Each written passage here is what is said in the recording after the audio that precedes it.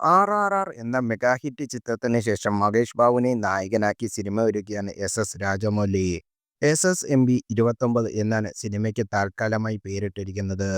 ഇപ്പോഴത്തെ സിനിമയെ സംബന്ധിച്ച് ഏറ്റവും പുതിയ അപ്ഡേറ്റ് ആണ് പുറത്തു വരുന്നത്. ചിത്രത്തിൽ തമിഴ് താരം ജിയാൻ വിക്രമും ഒരു കഥാപാത്രമായി പരിഗണിക്കുന്നു എന്ന തരത്തിലുള്ള റിപ്പോർട്ടുകളാണ് ഇപ്പോൾ വരുന്നത്. സിനിമയിലെ സുപ്രധാന കഥാപാത്രത്തിലായിരിക്കും നടനെ സമീപിക്കുന്നത് എന്നാണ് സൂചന. 3.5 മണിക്കൂർ ദൈർഘ്യമായിരിക്കും ചിത്രത്തിന് എന്ന് റിപ്പോർട്ടുകളുണ്ട്. ആദ്യ 2 ഭാഗങ്ങളായി ആലോചിച്ചിരുന്ന പ്രോജക്റ്റ് ഒറ്റ ചിത്രമായി മാറ്റാൻ രാജമൗലി നേരത്തെ തീരുമാനം എടുത്തിരുന്നുവെന്നും തിരക്കഥയിൽ അതിനായുള്ള മാറ്റങ്ങൾ വരുത്തിയുമെന്നും ഇക്കാരണത്താൽ സിനിമയുടെ ദൈർഘ്യം 3.5 മണിക്കൂർ ആകുമെന്നും റിപ്പോർട്ട്.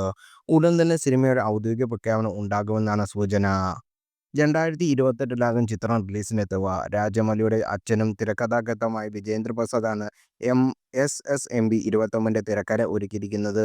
ഇന്ത്യൻ സിനിമ ഇന്നുവരെ കണ്ടിട്ടില്ലാത്തതാകും ചിത്രത്തിന്റെ തിയേറ്റർ അനുഭവമെന്ന് വിജേന്ദ്ര പ്രസാദ് പറഞ്ഞത്. ആഫ്രിക്കൻ ജംഗിൾ അഡ്വഞ്ചർ ഗണത്തിൽപ്പെടുന്ന ചിത്രം 1000 കോടി ബജറ്റിലാണ് ഒരുങ്ങുന്നത്. MM കീരവാണിയുടെ സംഗീത സംവിധാനം നിർവഹിക്കുന്നത്.